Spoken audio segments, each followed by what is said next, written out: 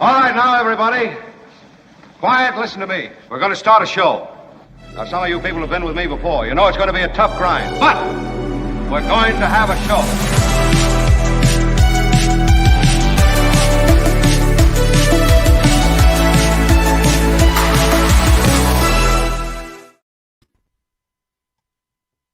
No music? Good morning, everyone. It is the Mark Thompson Show, the day after Memorial Day.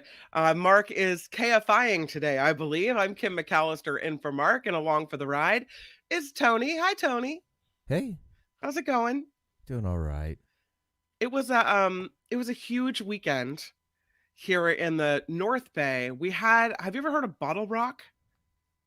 No. Oh, it's the music festival, right? It's a huge music festival in Napa in the wine country. And I mean, Red Hot Chili Peppers are there. Lizzo's there. Last year there was Pink. But it seems like everybody I know went to the Bottle Rock Festival. Except something happened at the Bottle Rock Festival. And I saw the story yesterday and I was so disappointed because I'm in the North Bay and I think to myself, I want people to feel comfortable when they arrive here, right? I want people to feel okay about everything. And I don't know if you guys saw the story out of SF Gate. Here's what Lizzo saw when she arrived in Napa. America, love it or leave it, choke the woke. And she said she felt scared.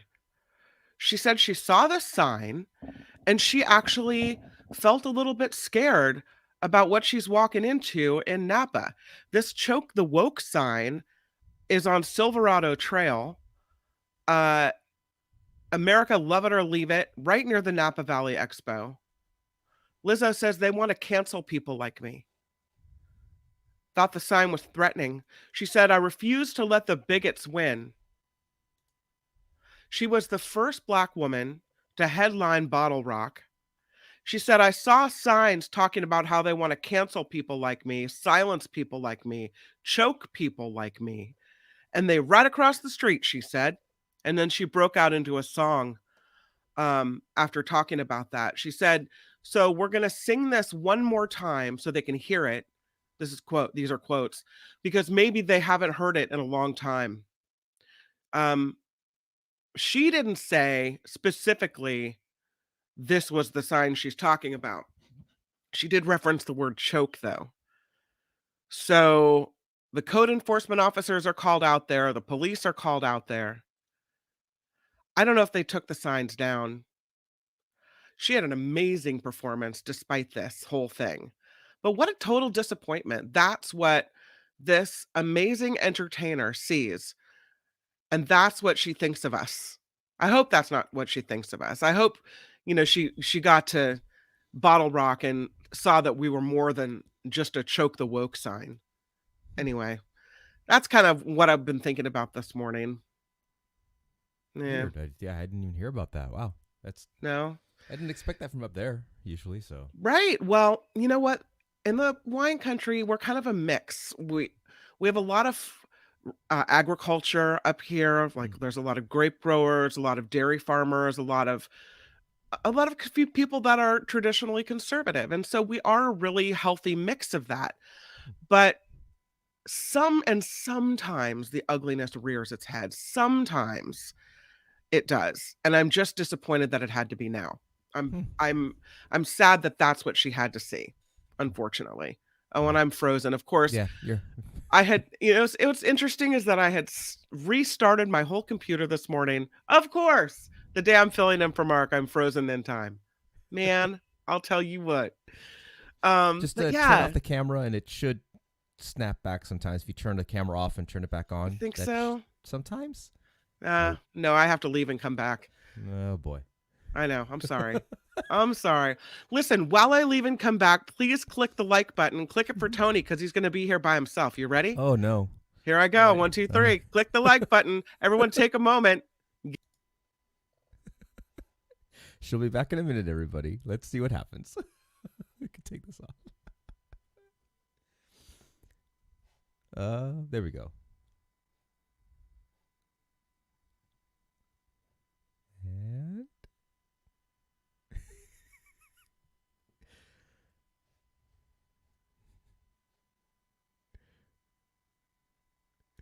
Yes, I'm in control now.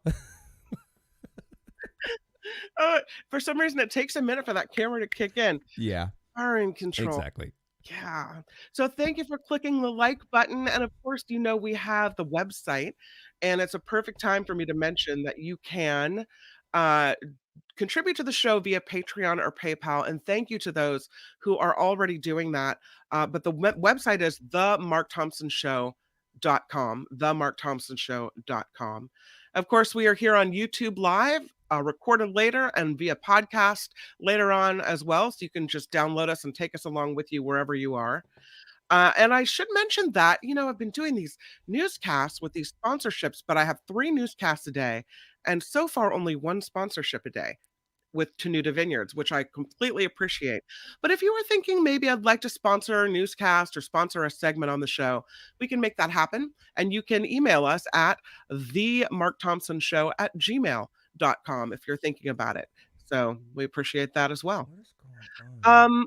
Other than Lizzo, there were some other things I thought would be interesting to talk about. That have happened in recent past.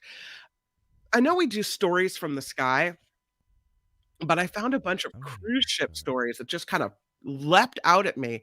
Tony, I was thinking maybe we could have a different travel segment other than stories from the sky, like maybe I don't know, travel, travel, something. I don't know exactly what. Troubles with travel. Anyway, but there's enough cruise ship stories. I think it becomes something in the seas or yeah. Well, it has to be something that covers, like, because what if you found, people on trips, various trips? So it's like a travel roundup instead of just from the sky. All right. These are things I think of. All right. Yeah. Something. Yeah. Keep it in your brain. But I don't know if you saw these. I'll workshop it. I don't know if you saw these pictures from this cruise ship that ran into a heck of a storm. As a matter of fact, we've got video on this first one. The quote is from the passengers. It was terrifying. This Carnival Sunshine ship, battered by rough weather.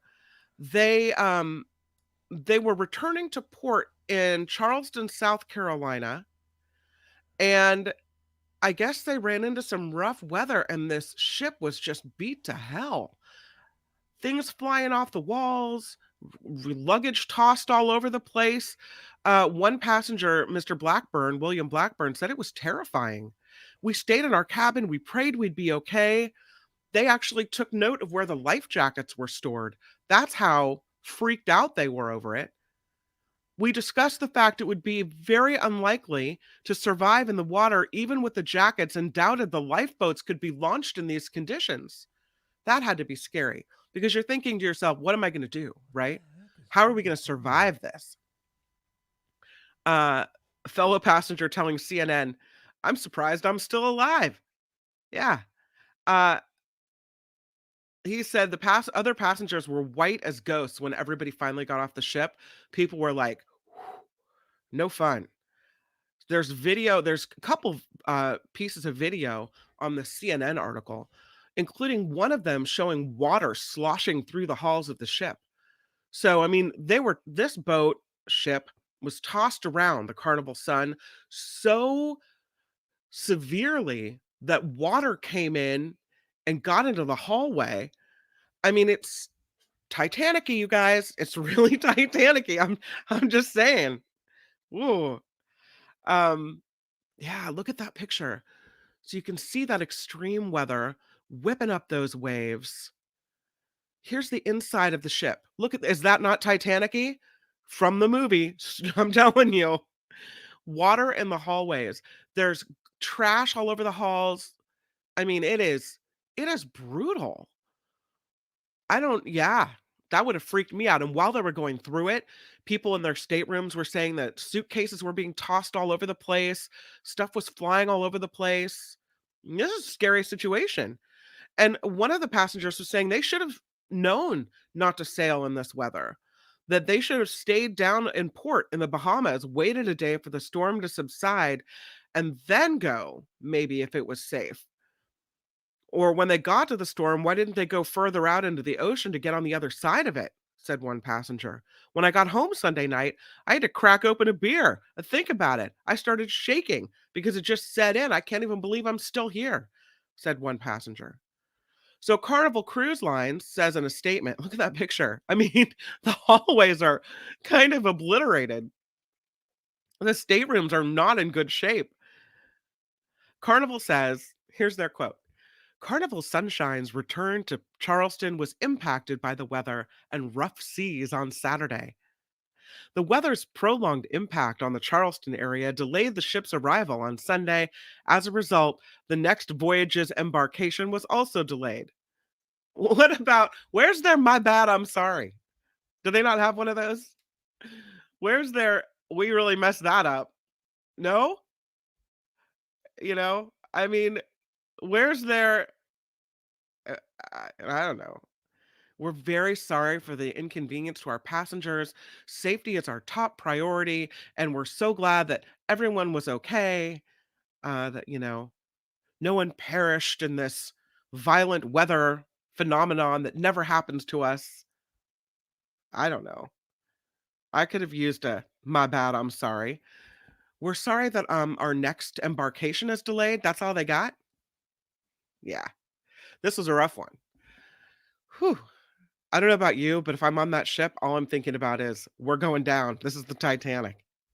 But this is not the only cruise ship story that I saw this weekend. This next one could say, one could argue, is not of the cruise ship's making.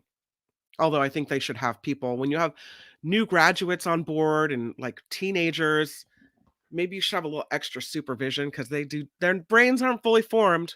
They do some dumb stuff. This is a story. I found it in the Daily Mail out of the UK, but it's involving a ship in the Bahamas, and a bunch of Americans are aboard, including this 18-year-old star baseball player from Louisiana.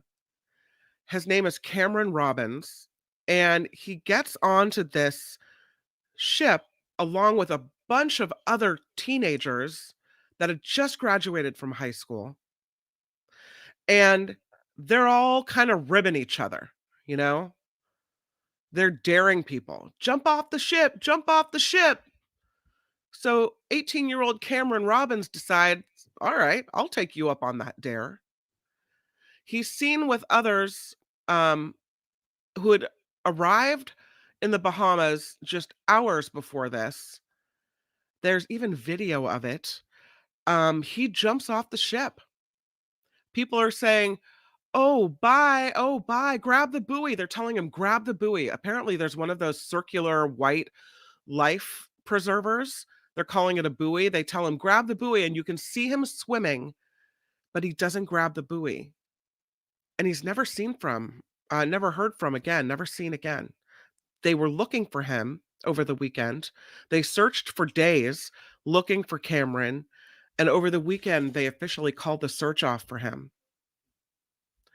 He just graduated from University Laboratory High School in Baton Rouge days prior, was celebrating his graduation when he jumped. And when he was dared to jump, and when he actually took them up on that jump, he was everyone was laughing and celebrating his boldness and his, being a daredevil, and oh, he jumped, and isn't he the coolest, and grabbed the buoy. Witnesses claimed he was acting on a dare. He jumped over the Blackbeard's Revenge Sunset cruise ship at 11:30 p.m. It was near Athol Island, which is an uninhabited island near Nassau. Yeah, he was a star athlete. He jumped, and the boat and its crew members tried to locate him along with multiple agencies and the U.S. Coast Guard. But despite multiple search efforts for him, he was not seen. He still remains missing at sea. Yeah, it's sad. Sad situation. Bunch of 18-year-olds, bunch of booze, and, trouble. Trouble. And I found this this next cruise ship story. See, I'm telling you, it's like a cruise ship segment. And it's more of a question I have for you. The story made me think of, what do you expect? Do you think travelers should be flexible and understanding, or do you think that we should insist that we get what we pay for? Um, I lost the story now. That's great, Kim. This story though was about an unplanned maintenance that had to be done on some type of generator on this ship, and it was in the Netherlands. And the people aboard had been promised, you buy the ship, they tell you, we're stopping in this port for a certain number of hours, we're stopping in this port for a certain number of hours, and and on and on. Well, because they had to do this unplanned maintenance, they had to skip one of the stops. They had to shorten several other stops. Not that big of a deal overall, but you get 4 hours less than you had planned to go do excursions and sightseeing and whatever else. And I wonder, do you feel like you got your money's worth? Is it enough that would you complain like you want another trip? Or are you flexible and go with the flow and, whatever, sometimes things happen when you travel and you just kind of have to be a little, mm, as I said, flexible, be a little, understanding. Yeah. Randy says we should insist we get what we pay for, but there are times when you need to be flexible. Is this one of them? Should the cruise ship staff have foreseen that they needed to, keep up with their maintenance? Or is it a case of them letting things get to the point where they need to have an emergency stop to fix it?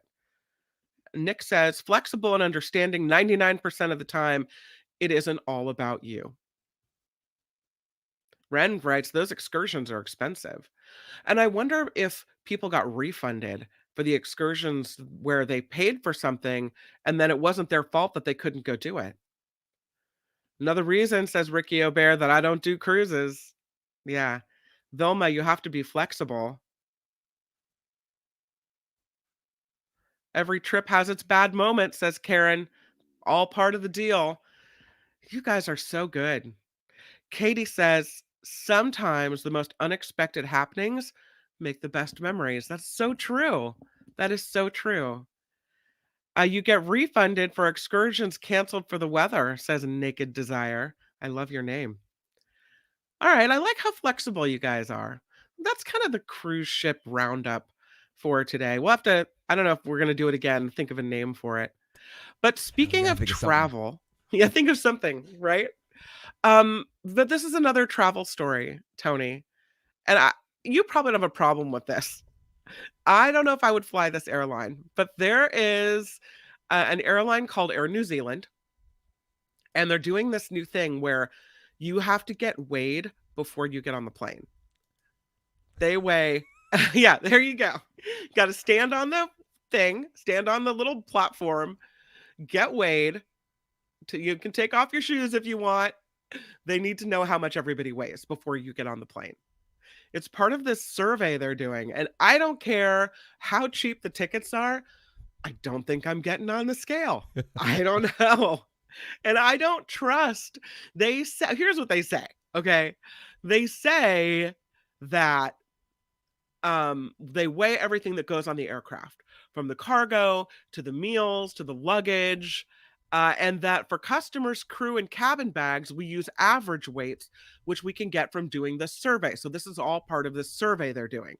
So you get on, apparently your weight doesn't show up at on some screen where the agent sees it. So there's no one looking at you and judging you. There's just a number that goes into a system, allegedly. And the system is compiling a list of average weights of customers. They're compiling the average, right?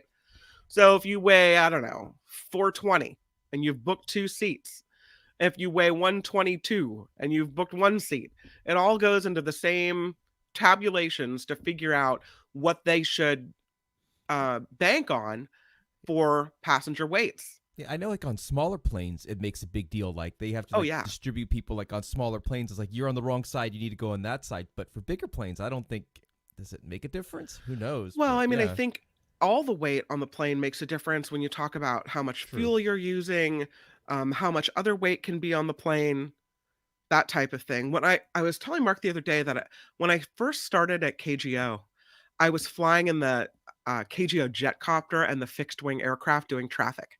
Oh wow. And so, I mean, it made a bit of a difference. They don't care how much you weigh, they just need to know it. They just need to know the number to know how much fuel they can have on board, that type of thing. Yeah. Um, they say weight is a personal thing not everyone wishes to disclose.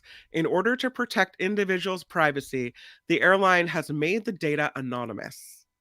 Travelers will be asked to stand on the digital scale when they check in. The information about their weight will be submitted to the survey, but it won't be viewable on the agent's screen.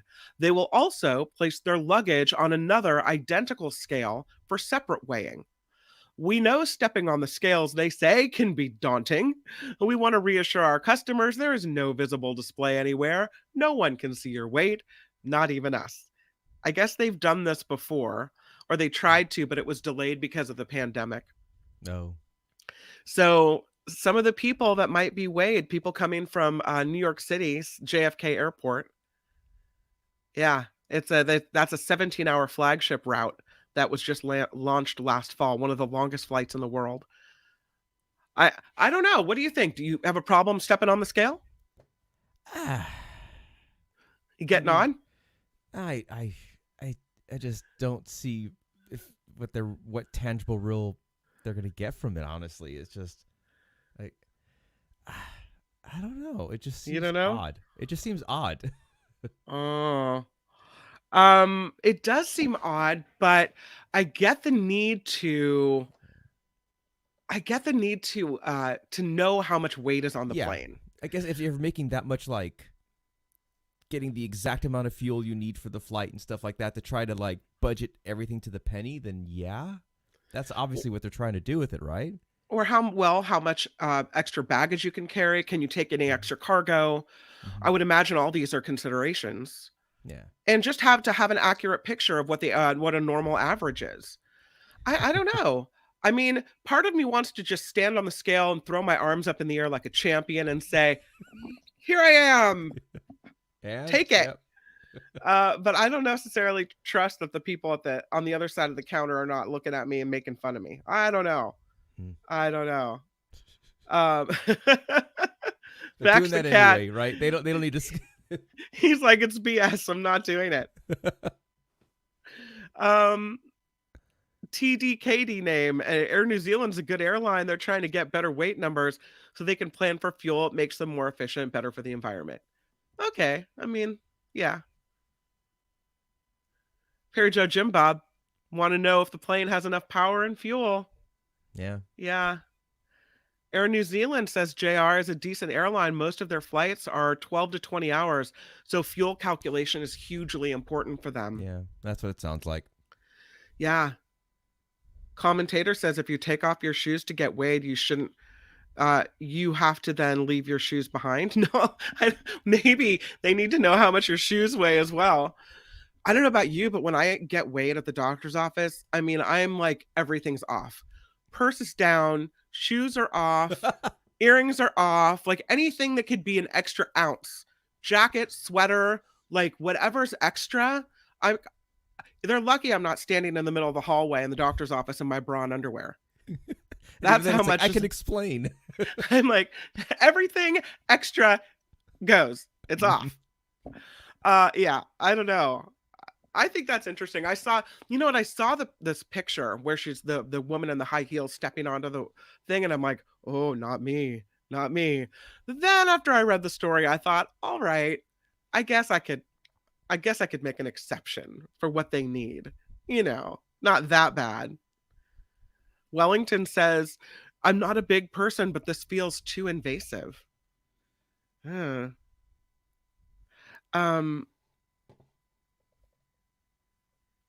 don't know. Oh, people are asking you to increase your volume, Tony. I don't know. I did. That should did you? Okay. Now. Yeah. Thank you, Chuck. Grady says, skinny people, we on that scale. 100%. Who cares? Maybe.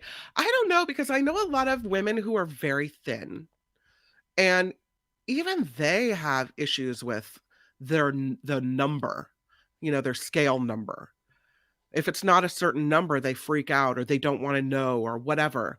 So I think that the number on the scale is a lot for people. They should just look how many Americans are on board, and at 30%. That's pretty funny. It's probably true, right? Yeah. Weight impacts fuel efficiency, says Calvin. There are limits for a 737. It's math. I just thought that was kind of interesting. I don't know. It's I guess as a chatter mentioned, the invasive nature of that. Like, this is not a doctor's office. And what if you didn't know that was coming when you walked up and they're like, "Can you step on the scale, please, ma'am? Sir?" I don't know. Yeah. We're gonna do news in just a minute, but I wanted to get to this story first because it really broke my heart.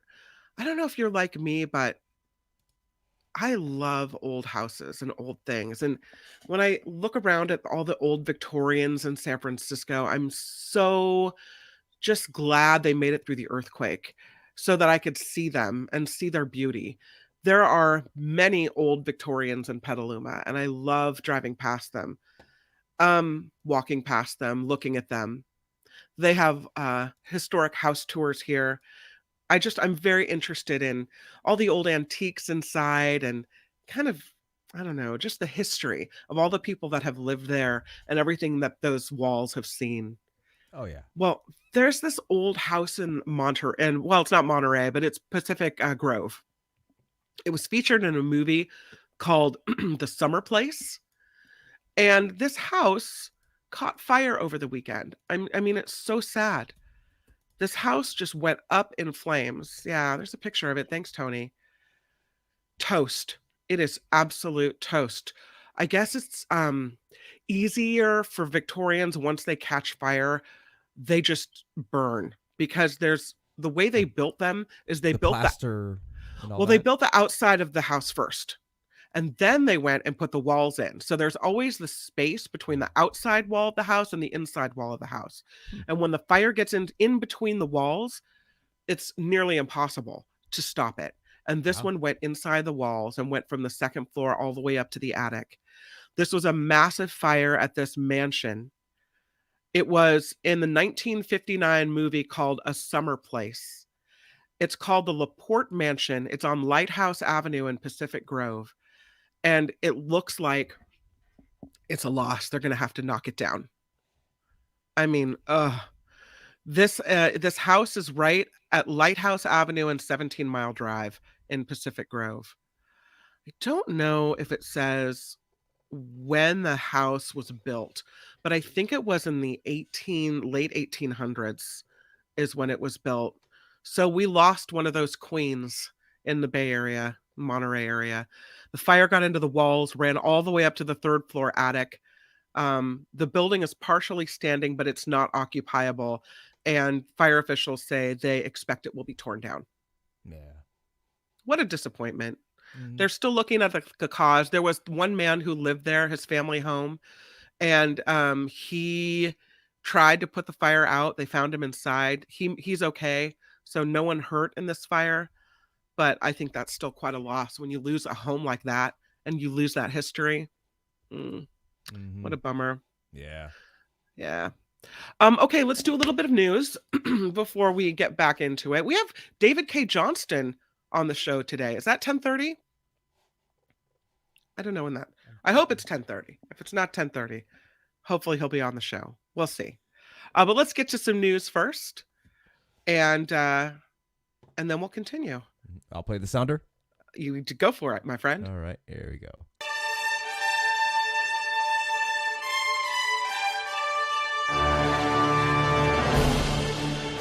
On the Mark Thompson Show, I'm Kim McAllister, in for Mark today and also working for myself. So you know how that goes. Why not do it again? Yes, there you go. This report is sponsored by the lovely people at Tenuta Vineyards. Yeah, baby. We've got a video coming up of the Grape Stomp at Tenuta Vineyards, just one of the many events on the Tenuta Vineyards calendar. And if you go to the website, tenutawinery.com, you can sign up for their newsletter and find out about all the events there. So we'll play you that video in just a moment. But first, Governor Ron DeSantis is hitting the campaign trail by touring several key early voting states. Yeah, that's what's happening. He's on, he announced it, and here he comes. Here he comes with more. He will spend 2 days in Iowa starting today, followed by visits to New Hampshire and South Carolina. The newly announced Republican presidential candidate will have some ground to make up if he's going to win over Iowa voters. A recent Emerson College poll of Hawkeye State Republicans shows the GOP caucus goers favor former President Donald Trump by 42 points over DeSantis. 42 points. The poll was conducted before the governor officially jumped into the race last week. And over the weekend, you may have seen the maneuverings about the debt ceiling. House Speaker Kevin McCarthy is now threatening to charge the FBI director with contempt of Congress. That is, if the agency doesn't hand over internal documents that Republicans say may link President Biden to a criminal scheme. What? In an interview with Fox and Friends today, McCarthy said he told FBI Director Christopher Wray he needs to share those documents by today's deadline.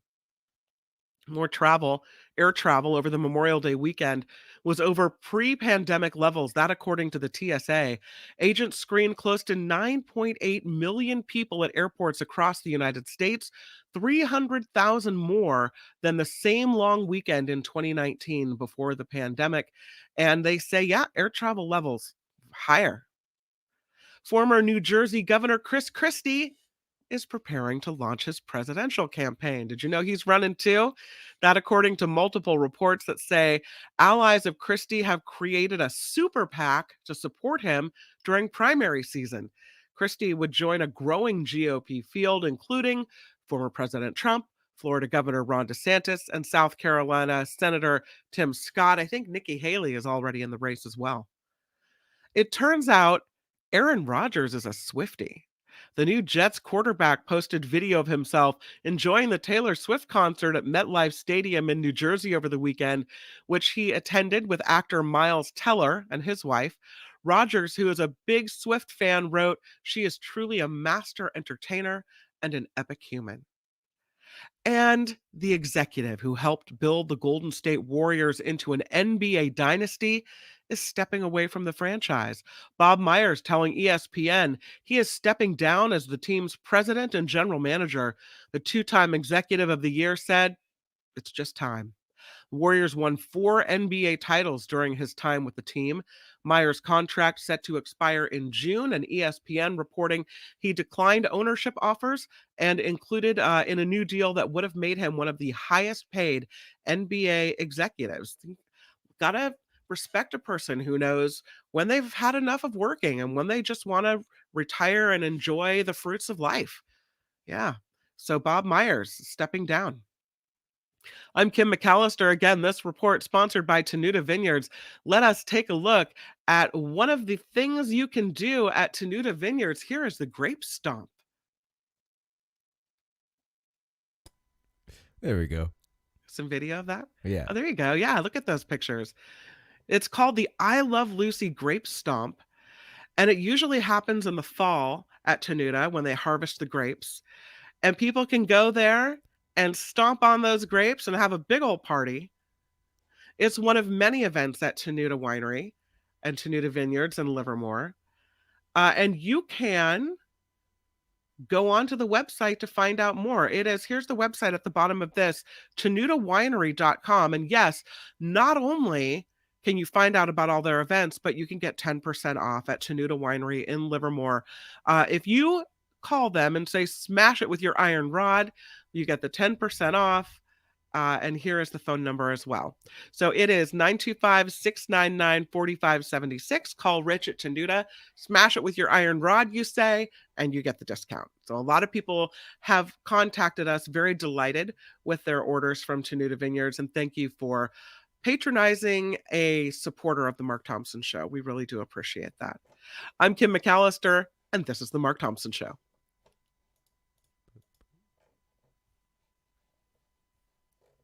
Yeah. I don't know where he keeps all the stuff. We got a stinger somewhere, or we don't have a stinger. I don't know. Wait a minute here. I'll find it. It's all right. See what happens when Mark's away. Oh, we're going to get roasted over the coals for this one. The Mark Thompson Show. The Mark Thompson Show.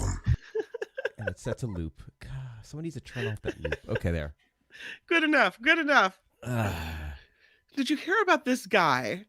This is one of those stories that shows that really there's never a moment where you should rest on your laurels. Anything is possible, and it's never too late.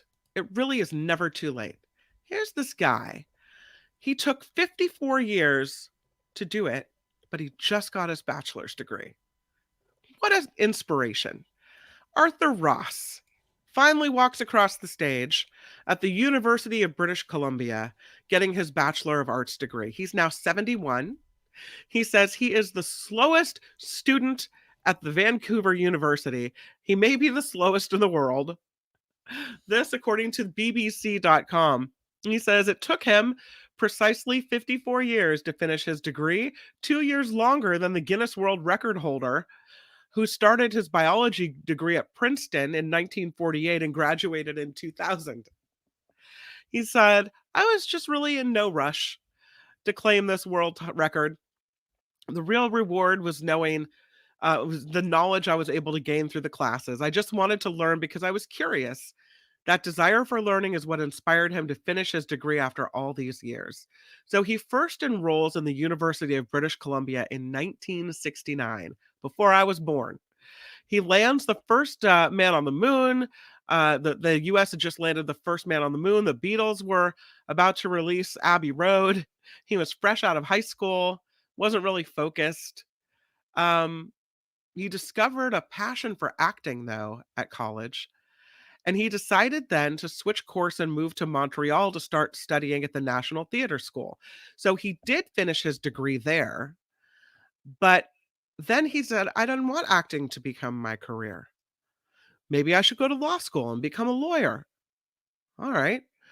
So he goes back to UBC to finish an extra year of schooling. He was accepted to the University of Toronto Law School. He did receive his Juris Doctorate. So he is an attorney. He had a 35-year-long career as a lawyer.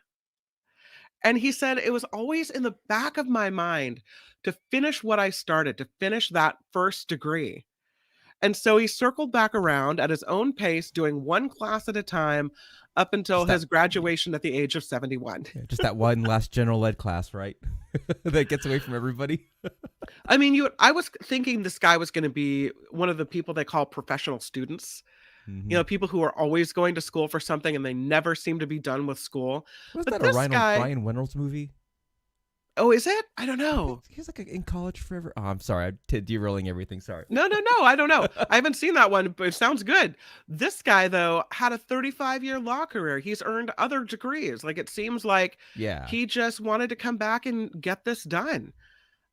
He decided to focus his studies on history because he wanted to learn more about World War I after watching a German opera called Electra. He said it's a waste not to take the opportunity to study something, anything that is of interest to you. Here, the opportunity has presented itself to me and I have enjoyed it. So 54 years to pick up that degree, but he gets his Bachelor of Arts degree. Looks like his second one that he gets. There you go. Congratulations. Arthur Ross, age 71, got that degree. I think that's kind of cool. There are a lot of things that I guess I look at and think, oh, it's too late for that. Or that ship has sailed. Or, you know, by the time I finish that, I would be X age. You know, it's probably not worth doing, whatever. But I love that he didn't let age hold him back, that he saw something he wanted. He realized he'd left something unfinished and he went back and he did it. That's cool. My grandfather got his college degree when he was in his 70s, but he had been drafted in World War II. So he was at USF in San Francisco, University of San Francisco, and he was drafted and never finished. And I guess the school was trying to probably get money from people that are older and have money. So they awarded all these degrees to people that got drafted and never finished. Oh, were you pointing at something? Oh, just someone in chat figured out the Ryan Reynolds movie. Oh, okay. That's National Lampoon's called Van Wilder. Oh, okay. I haven't seen that. I should go back and check it out. But yeah, so they awarded all these degrees to these people that were drafted and never finished. And I have to tell you, it was emotional. He had always regretted not finishing it. Wow. And so even though he didn't do the schooling and may not have earned it because he was fighting at war, it meant a lot to him that they gave that to him. So Yeah, I don't know. I can see that absolutely, because everyone think you're going to do this, then war happens, and what do? It changes everything, and that's when there was a draft and all that. So yeah, just everything changes. Too bad. And I think the school did it because, they wanted people to donate. They thought if they did it, people would kick in money to the school. They have more alumni to solicit from, whatever. But it was just a nice thing to do. It was one of those nice things that happened to him before he passed away a few years later. So I'll always be grateful to University of San Francisco for doing that. And I think though that it's important. It's an important note just to remember that it's never too late to do something like that. We can all gather inspiration. We can laugh at him. Right? No, we can laugh at him for, how long did it take you to finish? 54 years. Yeah. But there's also some respect there that he actually did finish it. Still so did that's it. pretty Exactly. cool. Yeah. Do you want to do a little bit of a Law and Disorder? Because I know we're going to have David K. Johnston on the show today. And I don't want to blow my politics stories because I want to present them to him. So let's skip ahead and do the Law and Disorder. All right. Well, I'll tell you, there's a lot to talk about here. All right, I'll fire the sounder. Here we go. Okay. In the criminal justice system, the people, pimps, addicts, thieves, bums, winos, girls who can't keep an address, and men who don't care, are represented by two separate yet equally important groups. A cop, a flatfoot, a bull, a dick, John Law. You're the fuzz, the heat, you're poison, you're trouble, you're bad news. These are their stories.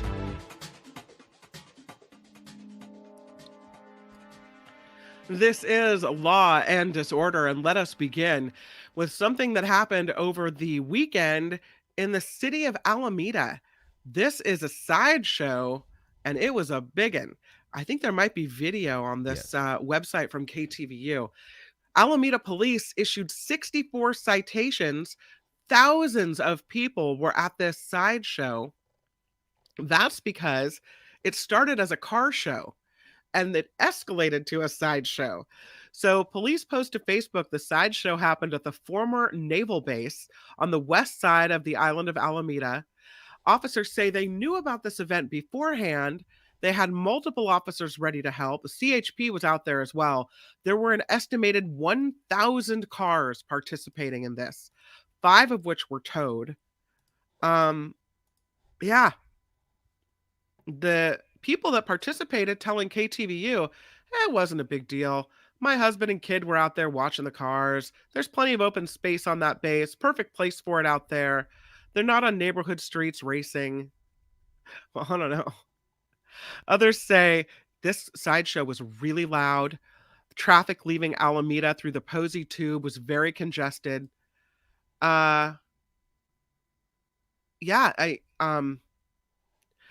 This attack, the whole thing is captured on video, and there's apparently a new ordinance targeting illegal sideshows through Oakland's Public Safety Committee.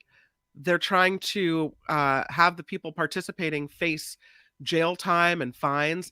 And while there's a lot of open space out there, it's dangerous. And not only that, sometimes shots are fired and people get hurt out there. So 1,000 cars participating, 5 towed, 64 citations issued. And you better believe they have video of all the cars that were involved, and the ones that got away and didn't get towed. They're probably coming for those. For you. Yeah, they're coming for you. That's right. Oh, I wanted to tell you too, today is a big day. for Elizabeth Holmes. She finally goes to jail. She's gotten out of it so far, but today she begins her 11-year sentence. She reports to a federal prison in Texas this morning. 39-year-old, of course, convicted of defrauding investors because of her Palo Alto blood testing startup Theranos, making claims that she couldn't deliver on. She filed a motion to stay out on bail while she appealed her conviction, but the 9th U.S. Circuit Court of Appeals denied that request. So, hi-ho, it's off to prison she goes. They said, the court, that Holmes did not raise a substantial question regarding the conduct of her trial or show any trial errors were likely to result in a reversal or sentence any shorter than the 11-year, 3-month prison term that the judge handed to her. So she's going to Bryan, Texas, is what it looks like. That's about 100 miles northwest of her hometown of Houston. Publicly, they haven't disclosed where she's going, but that's what it looks like. That's where it looks like she's headed. There, of course, there's a very good chance she won't serve the full sentence. It looks like, based on the length of her sentence, she'll get a year off of her sentence, and then she's eligible for a halfway house or home confinement. So the estimate is that she'll probably serve about 7.5 years of this 11-year sentence if she doesn't get into any trouble. So they say it's harder to manage your appeal from prison, but yeah, she probably will be just fine doing that. She's still maintaining her innocence, but yeah, enjoy prison, Elizabeth Holmes. Good luck in there. Good luck. There is a story out of the East Bay, and the numbers are pretty shocking. This is a story regarding enhancements that are filed against people. And I don't know, I don't have the numbers. I'm sorry.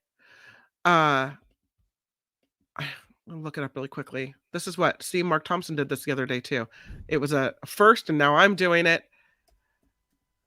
Contra Costa. This is out of Contra Costa County. And this is a story about the enhancements, prison enhancements, that are filed against people that have broken the law. And how many have been filed against blacks versus whites. And the studies done show that the number of enhancements filed is 40% greater against black people that are convicted of or that are being charged with crimes, the special enhancements. And these special enhancements make people more liable for, or more likely that they will get a life sentence or more severe sentencing. So 40% of the time, black people are more often charged with these enhancements as well as other things. So I thought that was pretty surprising. You talk about that. Is that the story? I don't know what Hold that on. I had the right one for a second. I did the wrong screen. Yeah, I thought that was a lot, kind of egregiously a lot. So something I wanted to bring up when you're talking about law and disorder and whether that's fair. Yeah, judge finds Contra Costa DA overcharged black defendants in watershed racial bias ruling. Pretty amazing stuff when you think about it. I don't know if you can pop that story in the rundown as well, Tony, that you found that. Yeah, link. I'll give you a second. Appreciate it. But yeah, this is one of those crazy ones where you look at the numbers and it's just like, what? How is that fair? And it's not anything I normally would have thought about. Who is getting charged with enhancements? Just think, well, is it well deserved? Thank you. Is it well deserved? Is it not? But when you see the numbers, it's crazy. This is the story. Prosecutors, a Contra Costa County judge says prosecutors have disproportionately charged black defendants with sentencing enhancements that unfairly target them for life in prison without parole at about a 40% greater likelihood than non-black defendants. Yeah, The ruling comes down May 23rd. The judge dismissed gang enhancements against 4 men under the 2022 California Racial Justice Act, which allows defendants to seek legal relief if racial bias can be proven. This is the first ruling regarding racial bias in charging decisions in California. The judge's order apparently clearing the way, according to KTVU, for any Black person who has faced or is facing those charges in Contra Costa County over the last decade to challenge them in court. So we may see a lot of cases now coming before the court again. The quote is from the deputy public defender with Contra Costa County. It shows for the very first time in California, there is sufficient proof to show there have been racial disparities in charging decisions. This is from Evan Kaluk, a deputy public defender with Coco County. He says that their office successfully brought this case to a judge on behalf of these defendants, and they call it a watershed ruling. They say they hope it will be a model across the state for other defendants to be able to challenge their charges where they've been overcharged due to their race, and they can establish an historical pattern of that kind of charging. He said, we also hope this will lead to some changes in charging practices in the district attorney's offices across the state of California. So apparently, these are men that are, I don't know if you've heard about this case. They're at the center of this Antioch police texting scandal. And they didn't consider the texts in the racial bias charging.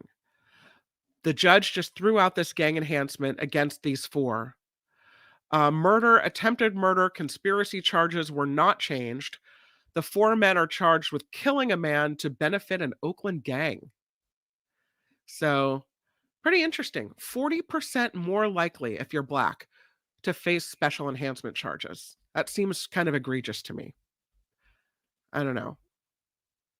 Kind of a sad situation there. Here's another crazy story. This is about a man who served 22 years in prison for a crime he didn't commit.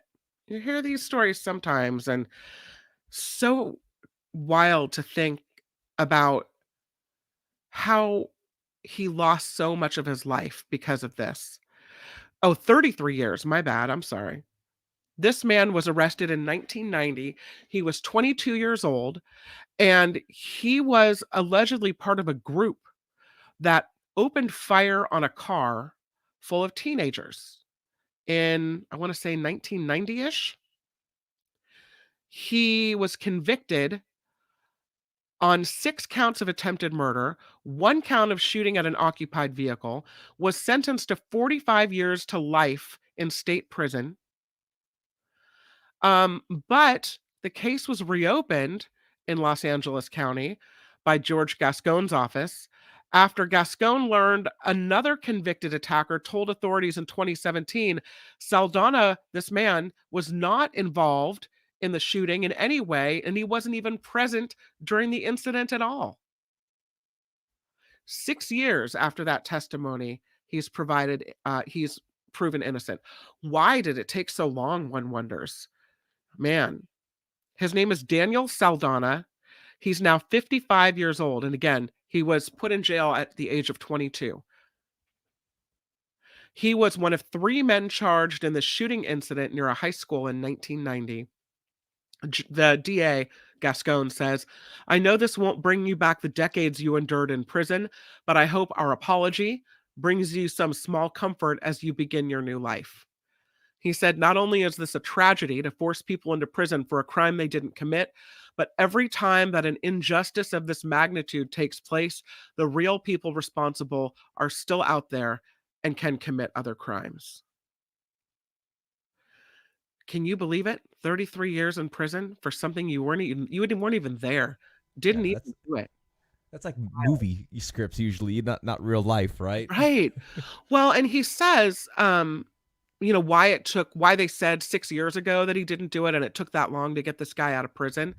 There was a former deputy district attorney who was present at the parole hearing where the convicted attacker gave exonerating testimony, said this guy wasn't there and he didn't do it. And that official did nothing. Nothing. Hmm. Nothing with the testimony. Didn't notify Saldana or his attorney as required by law. Nothing. Saldana said it was a struggle every day, waking up knowing you're innocent, and here I am locked up in a cell crying for help. He said, I'm just so happy this day came. Yeah. I don't know if it was another one of those incidents where, they file those enhancement charges, just trying to get a case in and out of the justice system, move too fast, or whatever. It's one of those things, and I've heard Mark say this before, where people talk about the death penalty in California and how it's not a deterrent, we don't use it. But then you see a case like this, and again, I've heard it said, if even one person is wrongly convicted and executed by the state of California, the whole thing isn't worth it. Rather keep them in prison for life with the opportunity to prove that, that they didn't do it or have this exonerating testimony come up than not. It's, I can't believe that he went through that. And so you make that assumption like, oh, if they prosecuted this, they know he did it. And it's like, oh no, sometimes they just kind of go, right? And make it, yeah. I mean, there could be a million reasons. There could be somebody who had it in for him. There could be, he's just hanging out with these people, and so they assume he's there. I mean, who knows? Yeah. But yeah, turns out guy wasn't there. Guy had nothing to do with it. 33 years later, he's out of jail. And now, from 22 to 55, imagine all that life he could have lived. Oh. Could have been paying taxes, could have been a member of society, could have been building a career and a family. Instead, nothing. Yeah.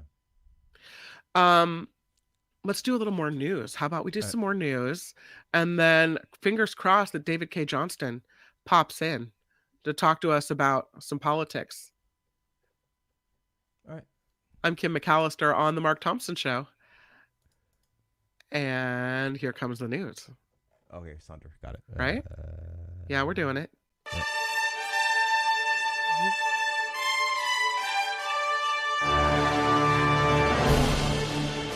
I'm Kim McAllister on The Mark Thompson Show. Americans feeling less confident about the economy.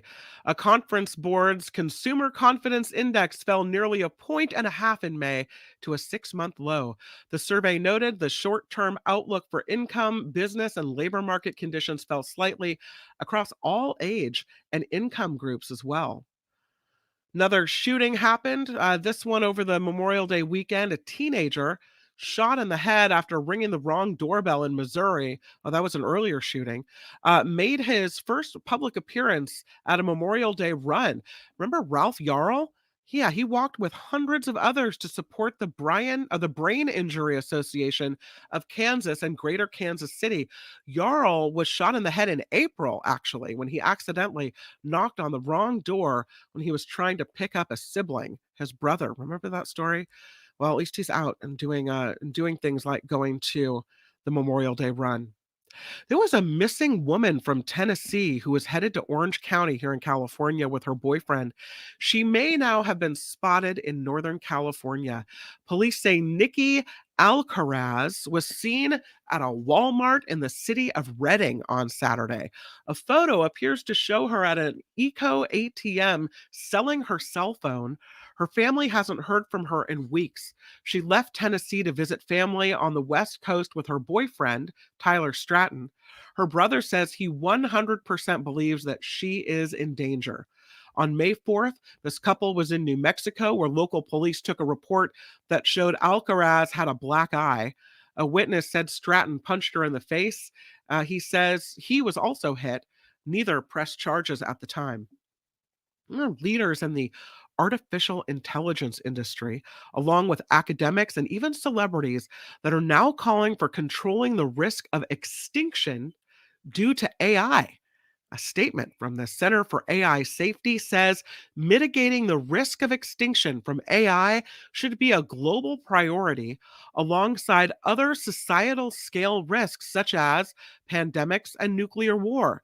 was signed by OpenAI CEO Sam Altman, Google and Microsoft, internet security experts, climate advocates, and the musician Grimes, among many others.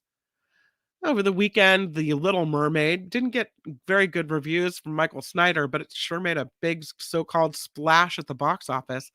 The live action adaptation made $117.5 million over Memorial Day weekend. Newly released films like About My Father, Kandahar, and You Hurt My Feelings all made single-digit millions in their debut. Not Little Mermaid, though. Apparently, everybody wants to see that one. $117 million. Wow, that's a lot of money. 4 great white sharks apparently swimming near the New Jersey waters. Migration sending sharks into the waters off Long Island, New York, and New Jersey. 4 great white male sharks have been detected this month near Long Island's South Shore and New Jersey. The sharks making their annual migration from the Florida Keys.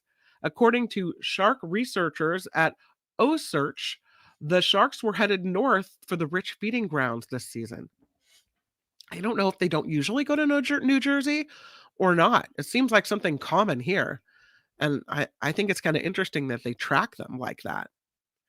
The Hollywood Vampires are rescheduling tour dates after band member Johnny Depp suffered an ankle injury. Not Johnny Depp. The band is composed of Depp, Aerosmith's Joe Perry, Tommy Hendrickson, and Alice Cooper. The announcement was made that Depp had been advised to avoid travel. The Vampires were set to perform this weekend in New Hampshire, Boston, and New York. The shows will now be made up in July. So good luck to Johnny Depp. Hopefully he recovers from that ankle injury. And one last story about female artists running tours in 2023.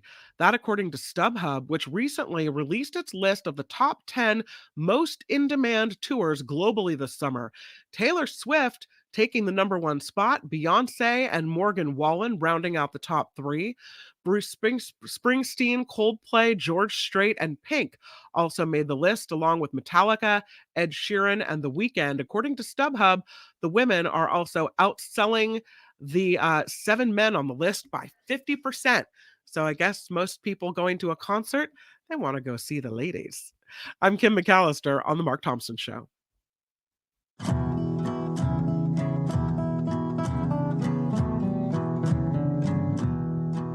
The Mark Thompson Show. This is Mark Thompson.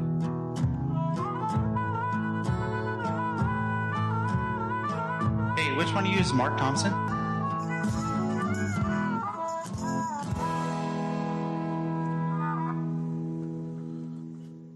I'm Kim McAllister in for Mark Thompson today. I was hoping that we would have David K. Johnston here, but I'm not sure. Isn't his usual time 10:30? Because I thought it was earlier, but maybe it's later. I don't know. It's 10:30. Yeah. See this is what happens when Mark's not here. I don't know. I don't know what's going on. The fill-in producer in, right? Nobody knows. He's in when he's in. I sent him the link, so hopefully he'll pop in. But let us start talking about these political stories, because I've kind of been avoiding it in an effort to talk to David K. Johnston about it. But I don't know how we can not talk about Republicans trying to kind of get around the debt limit bill in the House Rules Committee. Did you hear about Representative Chip Roy? He accused House Speaker Kevin McCarthy of cutting a deal that could complicate negotiators' efforts to pass a bill to raise the U.S. debt ceiling this week. Not so, said McCarthy's allies. So there's a lot of tension going on back and forth in the House Rules Committee today. They've got a lot of pressure now being put on the conservative holdout, that is Thomas Massie of Kentucky, who hasn't taken a position on the deal that was tentatively reached. But Representative Roy says McCarthy cut a handshake deal in January that all 9 Republicans on this panel must agree to move any legislation forward. So all 9 of them have to agree, or it's a no-go. So maybe he shouldn't have tentatively agreed to a budget ceiling deal without calling these 9 people first to make sure they were on board. That's kind of what they're saying. Otherwise, the bills could not be considered by the full House for majority approval. That would essentially, says CNN, doom the debt ceiling bill since Roy, who sits on the panel, and another conservative member are trying to stop this bill from advancing. So he cuts a deal to become House Speaker. He says, all 9 of you have to agree in order to move a bill from this committee to the floor for a vote. Then he goes to this White House meetings to make a deal on the debt ceiling, but he doesn't have backup from his crew in the committee, the House Rules Committee. And now he's getting some pushback. Yeah. So Roy tweets out, this is a reminder during speaker negotiations to build the coalition that it was explicit both that nothing would pass rules without at least 7 GOP votes and that the committee would not allow reporting out rules without unanimous Republican votes. There are GOP sources saying there was an agreement for 7 Republican committee members to agree to move forward in order to advance a bill to the floor. But they dispute that there was a deal for all 9 to sign off before legislation would be able to advance. They say, I haven't heard that before. That's a new one. So Roy sits on this committee, and it's divided between 9 Republicans and 4 Democrats. It looks like there's some real opposition to this deal that was made. And they say it does little to rein in government spending. So this is Roy and also Republican Representative Ralph Norman of South Carolina. They don't want this. I guess they'd rather default. I don't know what they want. Because we know from Katie Porter, who explained it beautifully, that the time for deciding not to spend is when you're actually doing the spending, not when it comes time to pay the bills. That's really rather Trumpian. So it's like this. If we're all roommates together, everybody watching the show and me and Tony, and we decide, hey, we need a new couch. So we go out and we buy a new couch, right? Everybody agreed we need the new couch. But then the bill comes a couple months later, and half the people say, ho, ho, ho, ho. Well, I don't know. We can't afford that couch. But they already agreed to buy the couch. That's the thing with the debt ceiling. The time for people to stand up and say, we're spending too much money, which I don't disagree with. We're spending more than we have. Our country's in financial disarray. Our debt is too high. We're spending too much. Well, then don't vote to spend the money. Much of that was voted on in the Trump administration. So you vote for spending then that you decide not to pay for now. So America doesn't pay its bills. Well, you already voted to buy it. You already voted to buy it. So you can't take it back. No return policy, man. The bill's due. Cough it up. And that's what I don't think they get it. Yeah. But it's all politics now. You know, and I think they're going back on what they said too, because Representative Massey told CNN, I would be reluctant to try to use the Rules Committee to achieve legislative outcomes, particularly if it doesn't represent a large majority of our caucus. So I don't ever intend to use my position on there to hold somebody hostage or hold legislation hostage. Really? What are you doing now, Massey? Looks like you're holding it hostage. I mean, you're using the Rules Committee as a political tool and holding America's ability to pay its debts hostage. So it's another one of these moments where you find the hypocrisy leaping out at you when someone says, I won't do this, and then just a few months later, they turn around and do exactly that thing. Democrats on that committee may also vote for the rule. It would ensure that it has the votes to advance to the floor. That's 4 Democrats on that committee. But if Massey were to oppose the rule, only 6 Republicans would be in favor of it, right? They needed 7, according to the deal made by McCarthy to become Speaker of the House. And that, they say, would complicate McCarthy's efforts to bring the plan to the floor, since he previously agreed to take up bills with the backing of 7 committee Republicans. This is where those deals made with the devil come back to bite you right in the rear end. Massey's office declines to comment on how he may vote today, and neither Roy, Representative Roy, nor the Speaker's office are commenting right now. Republicans close to McCarthy, though, are saying that's not true. It didn't have to be unanimous support of Republicans on that committee. It's interesting that, the deal he made, pardon me, may end up being the deal that does the tentative agreement in. And it seemed impossible, with all the back and forth, that anybody was going to reach a deal. And now that you've got the Rules Committee thing getting in the way of it. It's I feel like we can't ever get anywhere, honestly. So that's happening in Washington, D.C. And also, there's a story out of DC Reports, and this is what I had hoped to talk to David K. Johnston about. But it's, this happens over and over again. When we look at negotiations for debt ceilings. And the article in DC Report is entitled, "Do We Have a Disaster Plan?" We need a plan for the debt ceiling crisis, not more politics, it says. And it's an opinion piece in dcreport.org. No S on the end. dcreport.org. They say, the article, written by Terry Schwadron, talking about, we're missing the big compromise that may pop up at the last moment. But as the endless political posturing continues, the article says, we can all understand the debt ceiling game of chicken draws ever closer. Is there ever a backup plan? Treasury Secretary Janet Yellen doubling down on the real dangers starting in 2 weeks.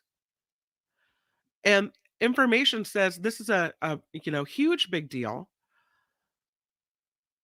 Instead, we've got free-flowing opinion with few specifics to bolster the power politics of a showdown, and open speculation about which magic button the White House can push to suddenly recognize constitutional powers to ignore the debt ceiling or to mint $1 trillion coin or two to cover the problem with newly created cash. Again, the article written by Terry Schwadron. Love how he writes it. He says, we prefer magic to hard solutions. And so why not then come up with some type of disaster plan? Instead of getting to this point where, it's supposed to be financial ruin, why don't we have a plan to get away from this? He talks about investment protection and treasury notes being a good choice because they'll come cheap quickly through devaluation. Real estate, precious metals, holdings considered good as the world suffers. CNN also saying other financial securities, derivatives, and international finance will be hit in fast increased widening ripples. So, why is there no plan? A worst of times, best of times plan. Anyway, I thought that was an interesting article, and you can find it at dcreport.org. Seems right to me. I mean, don't we all need a plan when the worst thing happens? It's why we all have savings accounts, right? For a backup plan. Who has the savings accounts these days? No, you don't have a savings account? Well, Like, what if the tires pop on your car, or you get in an accident and you need, money to... I always think of a car emergency. Oh, yeah. What if you're stuck somewhere overseas, or you went traveling and you got injured and I don't know, what if you're stranded? What if you have an emergency? Don't Have an emergency? That's your backup plan? That's Yeah, pretty Tony. much been the plan for a couple of years now for me. I don't like that one. I don't I like don't that either. plan. You have to have a backup plan. America needs a backup plan. You have to, assume that not everything is going to go perfectly in this world, and that it's going to be nice to have a little cushion if you fall. I know. I mean, I know. I know people struggle to pay bills. What do they say? You have to pay yourself first, right? And that's that savings account. That's that cushion. That is what allows you to sleep at night. I'd like to see Joe Biden come up with something that that would create a backup plan in such a scenario. Because this happens, every 2 years? Where Seems then like we're it. right back at the bargaining table? Or, what about the whole government shutdown thing? We need a backup plan. Okay, another story, political in nature. Texas Republicans approving a pair of bills. Don't be surprised at once, everybody. Targeting elections processes in Harris County. That is the state's largest county. It is home to Houston. Voting rights activists accusing the GOP of plotting a power grab in an increasingly Democratic county. So the measures passed the Republican-controlled State House and Senate, now headed to Republican Governor Greg Abbott's desk for signature. They passed this law that would authorize the Texas Secretary of State, who is a person appointed by Governor Abbott right now, to order administrative oversight of county elections offices. For instance, if a complaint is filed there, or if there's cause to believe a recurring pattern of problems involving election administration or voter registration. The measure would affect any county that has a population or more than 4 million people. Right now, Harris County is the only county in the state that meets that criteria. So they also passed along party lines a House measure that would eliminate the position of elections administrator in a county with more than 3.5 million people. Again, that only applies to Harris County. Under that bill, the elections administrator's duties would be transferred to the county tax assessor collector and county clerk. What? The Harris County Elections Administrator, a position created in 2020, is appointed by the county's election commission, which is Democratic controlled. The county's tax assessor, collector, and clerk are both Democrats. The measure had passed the state Senate earlier this month. If signed, it would go into effect in December. The Harris County attorney, who is a Democrat, says the county will be suing the state over both of these bills. He called them clearly unconstitutional, said the state's constitution bars lawmakers from passing laws targeting one specific city or county, putting their personal vendettas over what's best for Texans. Republicans, they say, have long had a stronghold on Texas. Harris County has leaned more Democratic in recent years. President Biden won that county by double digits in 2020. And Democrat Beto O'Rourke won it in the November governor's race, but lost statewide by double digits to Governor Abbott. They had some problems, apparently, last year in Harris County, an election problem that prompted the county's former elections administrator to resign because of a mail-in ballot counting discrepancy during the March primary. The problems included damaged ballots that delayed the reporting of results and a vote discrepancy that left thousands of ballots out of the unofficial primary results. The county, according to CNN, also experienced issues during the general election, paper ballot shortages, machine malfunctions, delays in opening polling places. And what they're saying is voters should have confidence in their elections. And when they see Harris County elections administrators botch up an election, the confidence is shaken. And that is why the Houston area state senator Paul Bettencourt authored both bills. Texas Civil Rights Project attorney, though, says both bills would open the door for the governor and his allies to manipulate elections in the nation's third largest county for their own partisan gain. They call it a power grab by state officials in a session dominated by efforts to centralize power and gut the right of local communities to govern themselves. Is it a surprise to anyone that there are people trying to grab hold of power in states like Texas, that people are trying to thwart the vote in states like Texas, take control of things, make sure their people are in charge. We saw why that was important. Who was in charge, you know? Uh, Troublesome. And now you've got both bills passing and a Republican governor are ready to sign. And so when the next election happens and questions arise, we'll wonder, is it being done fairly? I think that's the question voters should have. Why are they doing this? And is it fair to us? Is it fair to all parties? Hopefully voters can see through it. It seems like, though, no matter what they vote in Harris County, the greater state of Texas is not going along for that ride. Frustrating, to say the least, when you see that happen and you see the unfairness occurring around America, and there's really nothing to be done. And then you see on election night all the red pop up in the states everywhere.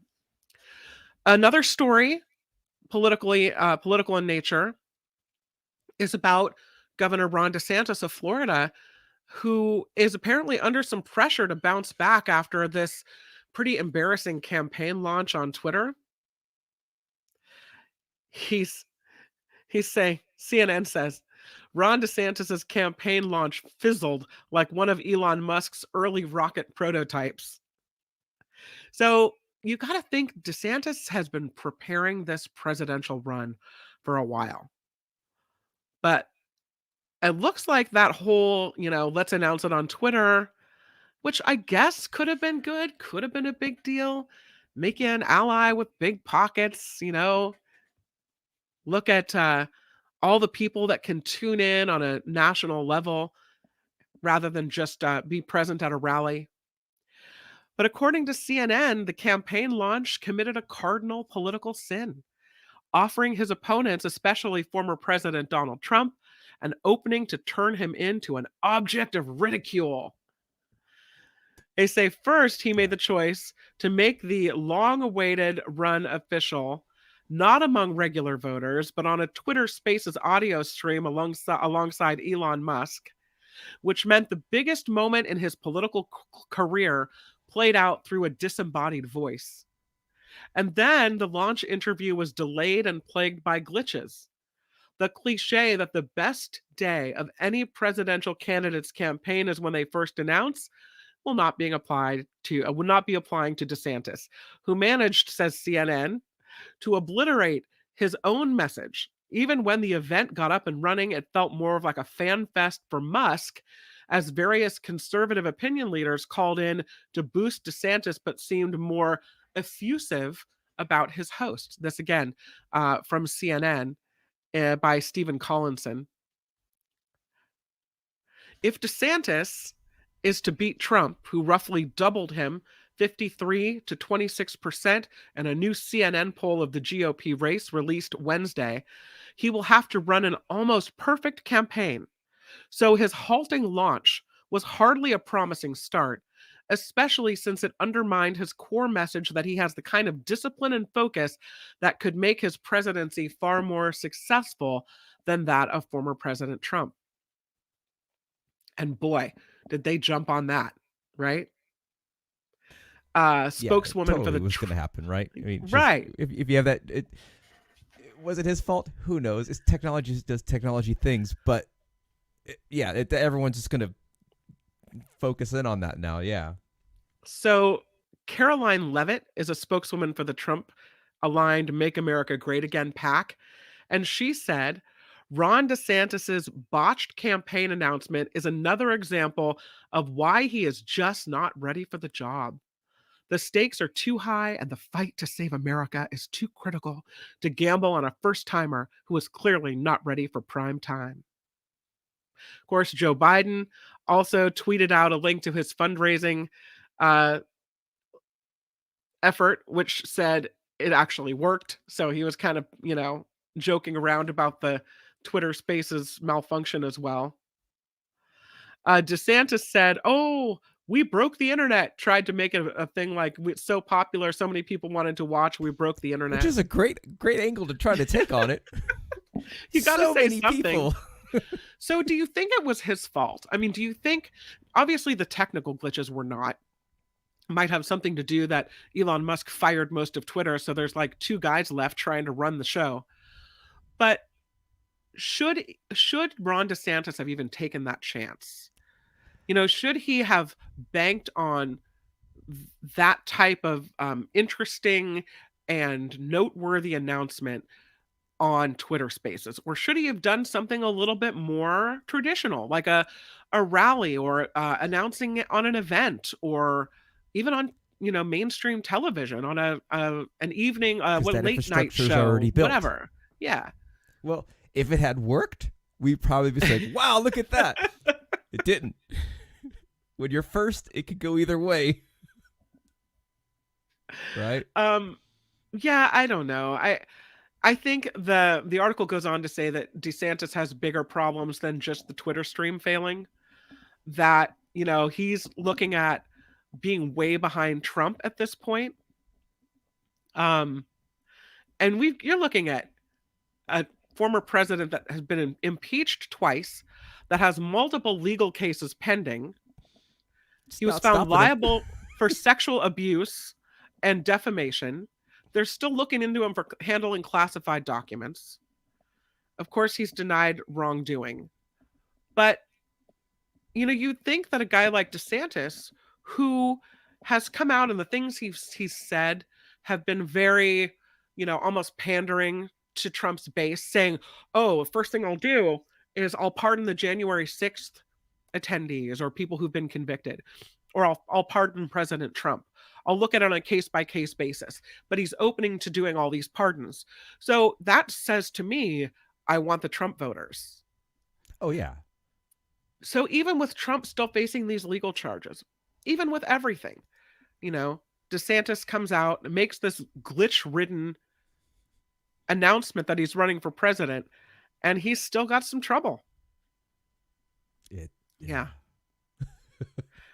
The world is crazy. They're saying that the media is going to fixate over the problems at his campaign launch. The rest of the coming months is whether he can land a compelling anti-Trump attack, that he has to go on the attack. Yeah, we agree. Yeah, I don't know. He is upholding his own record of taking on liberals in schools, business, healthcare. I don't know if that's good or bad, taking on Disney.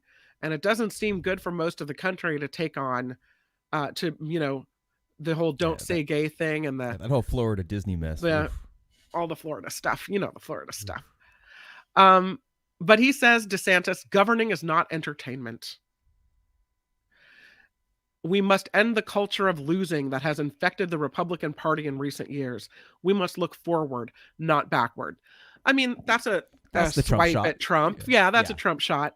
And I think we're going to see more of that as we go forward. Lots of Trump shots coming from him as he tries to kind of figure out how to get around that bad open. Sometimes it sets the stage for the rest of the campaign. I can't say that I'm sorry to see that happen to him. Couldn't have happened to I don't want to say a nicer guy. It seems fitting. Let's just say that. I should do some news, but before I do, I want to get to this story. Okay. I'm going to bump my news. How about that? Did you know? Did you know that Lindsey Graham has a warrant out for his arrest in Russia? That's right. Senator Lindsey Graham has a defiant message to Russia. The country's interior ministry yesterday issued an arrest warrant for Lindsey Graham of South Carolina. He says, here's an offer to my Russian friends who want to arrest and try me for calling out the Putin regime as being war criminals. I will submit to jurisdiction of the International Criminal Court if you do, Graham said on Monday. Come and make your best case, and I'll see you in The Hague. Yeah, who's more likely to be found guilty of war crimes, right? Of course, The Hague is where the International Criminal Court holds its trials, and the International Criminal Court has issued an arrest warrant for Russian President Vladimir Putin because of the forced transfer of children, or the allegations of the forced transfer of children from Ukraine to Russia. They, though, the Interior Ministry in Russia, decided to issue an arrest warrant for Graham after the senator made comments related to the fighting in Ukraine in a meeting with President Vladimir Zelensky. Graham said the Russians are dying and described a U.S. military assistance to the country as the best money we've ever spent. I guess that's all it takes for Russia to issue an arrest warrant. That's it. The editor-in-chief of the Russian-backed English-language news outlet, RT, issued a veiled threat by saying they have Graham's address. Oh. He was referring to a Soviet general who was involved in intelligence operations and an assassination. And they said, the editor-in-chief of this news outlet, RT, said, we've got Graham's address. So they're, an arrest warrant and threats now against him. It's interesting because when I think of Republicans and their response to Russia, I haven't seen a strong coming out against them. It seems like because Trump seemed to somehow ally himself with Vladimir Putin, that Republicans have seemed a little less upset with Russia. Maybe even questioning why all the support for Ukraine. Not so Graham. He has apparently sometimes pumped up on that rhetoric about Putin. March of 2022, Graham called for a Julius Caesar-style killing of Putin. That was right after Russia invaded Ukraine. The White House said that is not the position of the U.S. government. Monday, Graham says he would wear the arrest warrant as a badge of honor. To know that my commitment to Ukraine, he said, has drawn the ire of Putin's regime brings me immense joy. I will continue to stand with and for Ukraine's freedom until every Russian soldier is expelled from Ukraine territory. So, Lindsey Graham, with a bit of a backbone there, coming out against his arrest warrant in Russia, saying he shall wear it as a badge of honor. I don't know. What do you think about that? I mean, it's all kind of grandstanding anyway. They're not going to ever really arrest him, right? That's what it seems like to me. This is all just, No, yeah. It's all posturing. Oh, yeah. It's just, yeah. Do you see? Nick talking about Tucker Carlson speaking openly in support of Putin, and the viewers ate it up. Anonymous saying, Russia starts war, U.S. makes billions selling arms to Ukraine, kick back Russia behind the scenes, everyone's happy except Ukraine. Pardon me. Lauren McCrae, don't stand near any windows. Yeah. Calvin says he can wear his traitor shirt instead. Colleen calls it Graham standing. Knit One Pearl One says probably not a good idea to vacation in Russia. Yeah, probably not. John writes, there are already attacks inside Russia. Putin won't be around much longer. Who knows? I mean, maybe you have more information than I do. Yeah. I don't know. So some interesting comments there. Thank you for weighing in on that. Oh, Nick also writes, Lindsey was also against U.S. involvement in Ukraine. How did he imagine that expulsion was going to happen? I don't know. Interesting. Putin on the Ritz. No. Yeah, but so Bad chat. I don't know. Let's do a little bit of news, why don't we, on the Mark Thompson Show? All right. And see if we can get everybody caught up to date. Cool.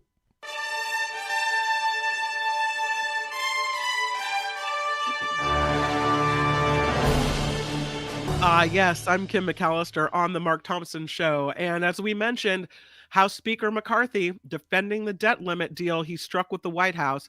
McCarthy telling reporters today, while Republicans couldn't get everything they wanted, the party negotiated um, what he claimed was the largest savings in American history. That's what he says that he negotiated. The bill suspends the debt ceiling until 2025, and it limits federal discretionary spending over the next 2 years. Conservatives, not happy, harshly criticizing the deal, arguing it doesn't go far enough to rein in spending.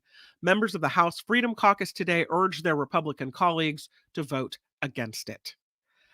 Florida Governor Ron DeSantis kicking off his presidential campaign with a visit to Iowa. DeSantis will visit Des Moines later this afternoon.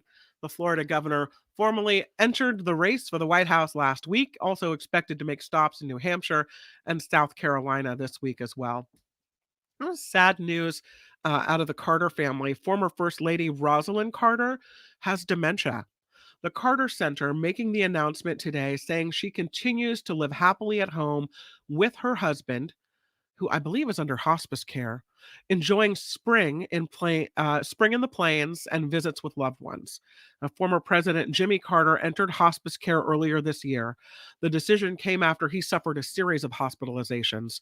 Jimmy Carter is the longest-lived former president in U.S. history at 98 years old, while Rosalind is 95.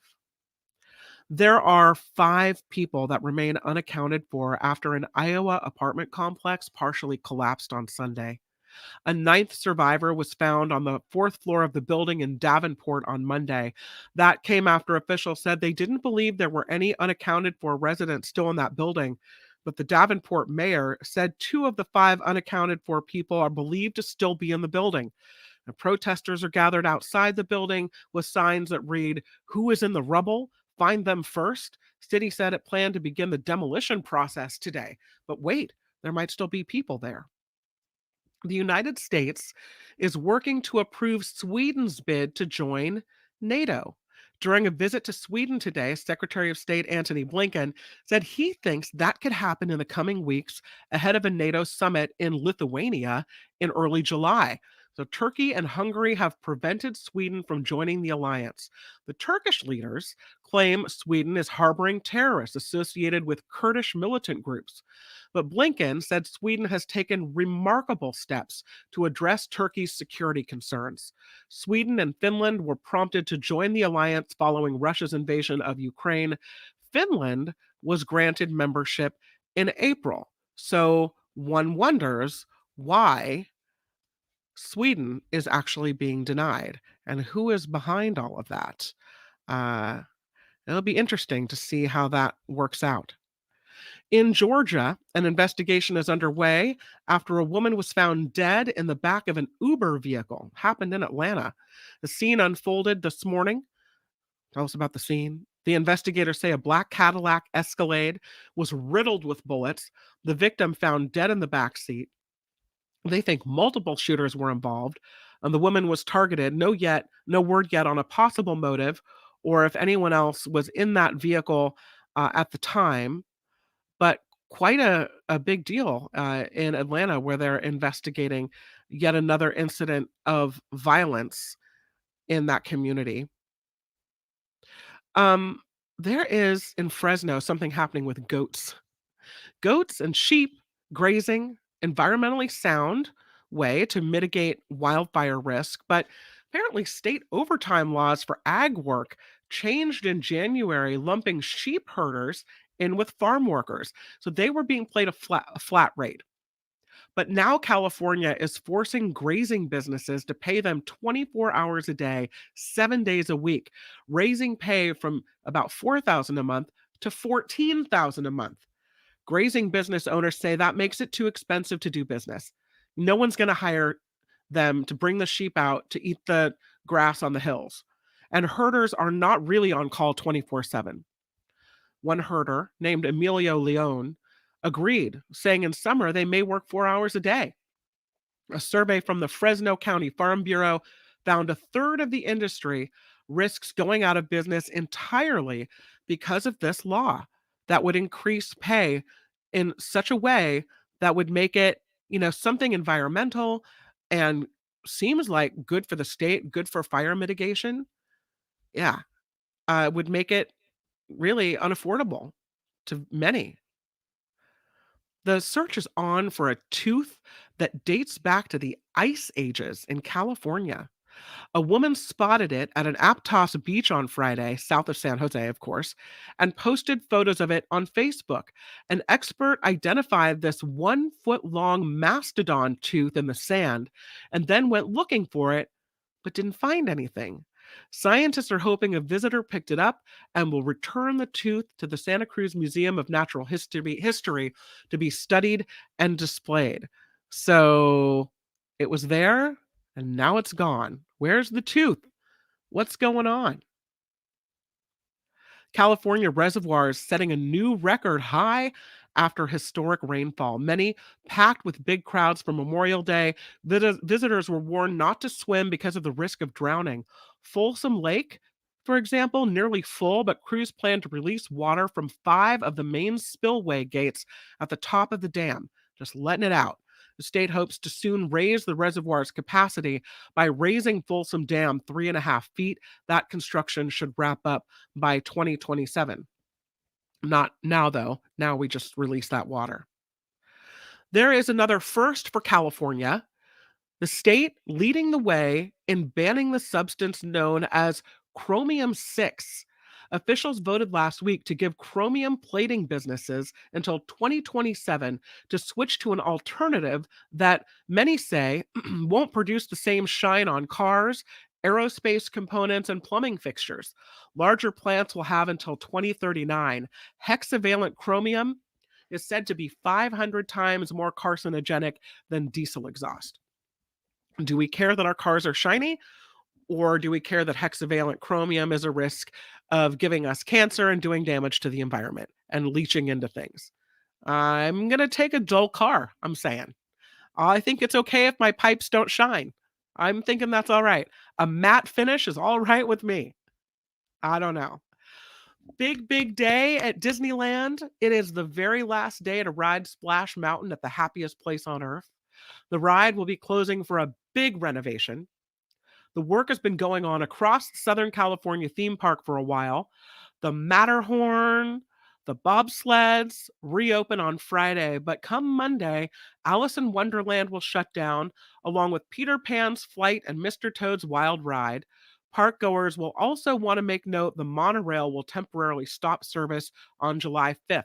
So a lot of rides closing down, and a lot of people probably just gearing up to go to Disneyland this summer for a trip. Splash Mountain, though, is closing for renovation because they're switching the theme out. It was was it Tony, the Song of the South? Yeah, Was Song of the the South. theme. Yep. Yeah, and they're switching it to Tiana. And Tiana, of course, is the first African-American princess. She's from New Orleans. She's got the frog and that whole theme going on. So they're changing it up because of the racist overtones of the Song of the South. Yeah, so I believe now Song of the South had one of the first black voice actors in that animated part, though. of all Really? things. Yep. Well, I forget the guy's name. apparently He was a well-known L.A. guy, and Disney wanted him Oh. for it and all that. But again, yeah, well, I guess time the is song time. of, But yeah, I Sign know of the that, I know Times. that I think it was the Brer Bear character was one of the first black voice actors. Okay, well, you know what we can say to that? Sayonara, sucker. Song of the South is out. Here it is. Sayonara, sucker! Sayonara, sucker! There you go. Yeah, sayonara, sucker. That's it. Another story I wanted to get to is a big closure, another big closure. Of course, we had Old Navy closing in San Francisco on Market. You had the T-Mobile and Union Square closing.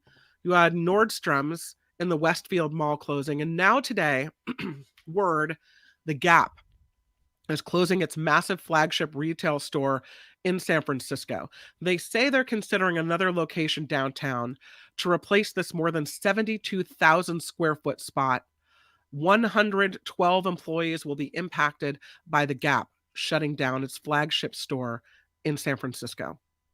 Tesla CEO Elon Musk, as we do a little business news, is in Beijing, China.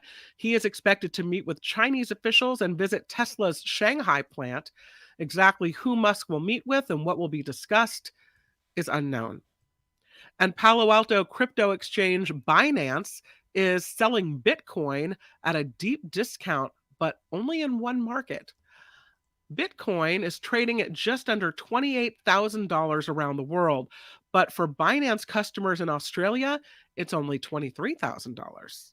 A technical rule change causing Australian owners to liquidate their Bitcoin positions. So I guess that means, I don't know, you can pick it up at a bit of a bargain. Man, I missed that boat so many years You ago. missed that boat? I missed that boat. I think it's a good thing that we actually missed that boat. See, I don't know. I remember when Bitcoin was only used to buy drugs. That's what people I knew used it for. Because you go to, like, there was like the dark web, and that's how you could buy the illegal drugs. And I was like, I don't need any drugs. I don't need Bitcoin. Well, now, it's like this. I'm like, damn it. Now you go, there's a gas station. There's several gas stations I roll up to, and you see in the window, Bitcoin accepted here, or crypto ATM inside, Convenience or what. stores like around colleges. They're like, they know Yeah. the kids all the students have Bitcoin. They're like, yeah, we take Bitcoin here. So I've seen that too. Lastly, taking vitamins and going on walks can help slow cognitive decline in aging brains. Look at that. Something we can do. So taking vitamins and going on walks. Are we doing that, Tony? Sure. Studies out last week found a daily multivitamin can effectively take 3 years off of your brain's age when it comes to memory. Similarly, researchers say taking 30-minute walks 3 or 4 times a week can lead to better memory. So 3 or 4 times a week, and then you got your daily vitamin, and your brain's working quicker, and you're moving. We can do this, people. I think play we video can do games. this. Doesn't that work? I see that playing No. video games helps your brain too, right? Right? That is exercising of the fingers. Can we take the multivitamin as well? I guess. I mean, especially if, you look at your diet and you think, am I really eating enough vegetables? Am I really eating the things I should be to get enough of the nutrients that I need? No, take the multivitamin. I used to often hear Dr. Dean Adele, who was you know who he I remember is? running a show. Okay, so yeah, he was at KGO, but he was syndicated on multiple stations. Yep. And he used to say, listen, you don't need all these, to take the vitamin D and take all these extra things if you're getting enough to eat, that it's a racket. That if you're eating right, you should be getting enough nutrients that you need to be fine. But I think the problem is, I agree, I don't know, yeah. at least for myself, like, I don't eat a lot of broccoli. I'm not getting enough folic acid or whatever. All these things that we need. Probably I should take a multivitamin. And I had people, them. I think, tend to not have variety in their diet either, right? Everyone kind of Yeah. eats the same thing. Right. And, so it's like, well, Creatures of habit. Oh, yeah. Yeah. But it's funny, I was picking up medication for my son in the pharmacy, and they have at eye level, as you're waiting in line, they have all these multivitamins, for women, protect your bone health, or, for women, protect your hair and nails, or, they appeal to our vanity. Oh, marketing. Yeah, it's absolutely. And I had them in my... in the impulse section as you're walking Absolutely. out. Right? The Yep. impulse buy. So I had them in my hands, and all I could hear was Dr. Dean Adele in my head saying, "What are you doing? This is a racket." So I didn't buy them. But now after reading the story, I think maybe I'll go get some multivitamins. That's funny. If it can Pharmacy has those to go out, but in like a grocery store, it's all the candy, right? As you go out, right? Yeah. Well, if it could take 3 years off of your aging brain, I mean, I guess I have to do a little more research into years, the though? story. Cognitive years. It's not taking 3 years off my face. It's just taking 3 years off my brain. Let me think faster. I like that. There are times I take it. walk into a room and I forget why. Oh yeah. So I'll wasn't take important. That's what that means. that. Is that what that means? Yeah. Like it wasn't important. I'm Kim McAllister, and this is the Mark Thompson Show. Hold on. Dang it. Hold on. There's a sweeper coming. It's coming. coming. Gotta roll down to it.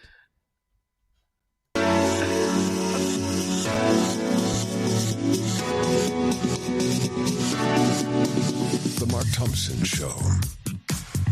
Smash it with your iron rod.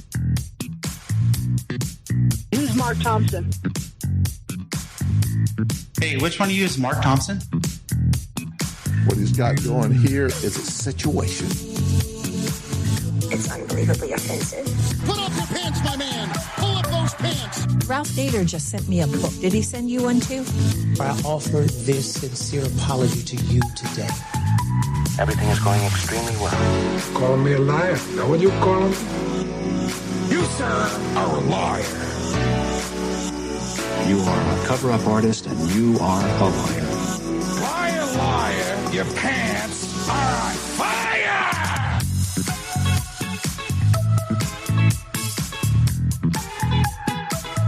A Google told me. Can you let him finish, sir? It was wrong, it was stupid, and I'm trying to be a better person. No, no, no. I'm going to tell you what I think. What are the porn stars doing? Do you have a secret now? Doesn't anybody but a weed? 100% effective. How about that? Say what? And this is their new host. There is no defense for my conduct. I misspoke. I stand corrected. And I wanted to apologize to the Asian community, the Asian American community.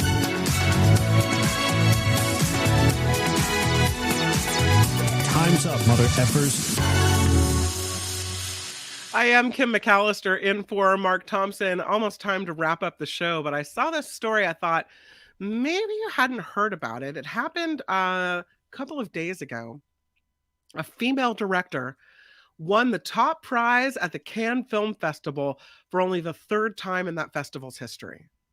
French director Justine Triet won the prestigious Palme d'Or Award Saturday for her film called Anatomy of a Fall. It's apparently this intense courtroom thriller that beat out 20 other films to win the top prize.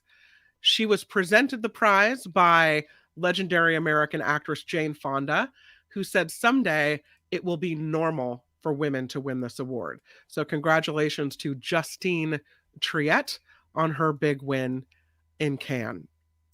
I wanted to do some thank yous as well, Tony. I know that some people... Oh, wait, what did you have up there? Did you want to talk about something else? I was trying to find the article quickly. Oh, you're so good. Look at her. That's awesome. Yeah. Always love it when a woman wins. Only the third time in that festival's history. So well done. Way to go, Justine. Nice. I do want to say thank you to some people, or at least two people who have contributed to the show, and it will show Mark Thompson that, he's not the only one getting love, right? Lorraine Pingle, I don't think I've seen your name come through before, but I am so grateful for your $10 donation to the Mark Thompson Show. So kind of you to help us keep the show going, and we really appreciate it. Thank you, thank you, thank you. We'll take it. And Calvin Wong with $20. Calvin, the shadow producer of the Mark Thompson Show. So helpful and kind and thoughtful, and we really appreciate you contributing to the show as well. I really appreciate it, especially when Mark's gone. See, if the total was 0, he'd be like, see what happens when Kim fills in. But you guys have saved the day. The show. You really have not broken the show. You have saved the day. You have made it work. I can point to the fact that there's at least $40 in the show coffer. So there you go. Nice. Oh, and Harry, $20. Thank you. Love to Kim. Harry, you're so kind. Thank you for that. Now we got $60 in the show coffer. See, I think that's going to be, oh, even more. Cynthia Jeffrey with the super sticker for $20. Thank you so much for supporting the show. Mark will be back in this hot seat tomorrow, and I'll be back into my new seat. But I do want to thank you guys for helping support the show. I should let you know that Patreon and PayPal are other ways that you can do that. TheMarkThompsonShow.com. Oop, I'm sorry, Tony. You had the better one. My bad. TheMarkThompsonShow.com. is the website. You'll find the Patreon and the PayPal links there. And you can also email us. If you have any story ideas, any comments, you can not only leave them on YouTube in the recorded version, but you can also email us if you'd like to. And if you're looking to sponsor one of the segments on the show, you can do that too. themarkthompsonshow@gmail.com. Anonymous for $5. Thank you. Great job, Tony and Kim. You two are naturals. There's a reason why I'm usually behind the scenes. Oh, no. You're awesome, Tony. I adore you. You're amazing. So kind and good. Thank you, everybody. Ren with a $20 super sticker as well. You guys are so cool. Thank you. See, so now when Mark's like, you guys had a bunch of mistakes yesterday. I don't know. We can say, really? Well, we'll have you know. A lot of people contributed and said otherwise, Mr. Thompson. How do you like that? How you like me now? Our grift is way better than his. Yeah. Commentator says, Kim, you're nowhere up to Mark's level when it comes to bitching and pitching. Is anybody really at Mark's level? No, they're not. Thank you. And thank you, Liz, for the nice words. We so appreciate it. And we try to put some of those up as we say thank you at the end of the show to all the Patreon and PayPal members as well. Of course, we have the Nikki Maduro show coming up next, and that is from 12 to 2. So please make sure that you tune in for that. We've got some. Oh, you can. Tony will put the link up in the chat, so you can easily just migrate and make your way from one show to the other. And thank you very much for all the nice words and for spending your morning with us here on the Mark Thompson Show. And again, Mark will be back tomorrow. If I let him in, I might change the link and take over permanently. I don't know. Maybe not. Play us out. Yeah. Until then, I will say to you, thank you. Thank you for the contributions, for the wonderful contributions in the chat as well, and participating in the conversation today. We will see you tomorrow here on the Mark Thompson Show. Lots of fun guests, lots of great things ahead. Until then, as Mark says, bye-bye.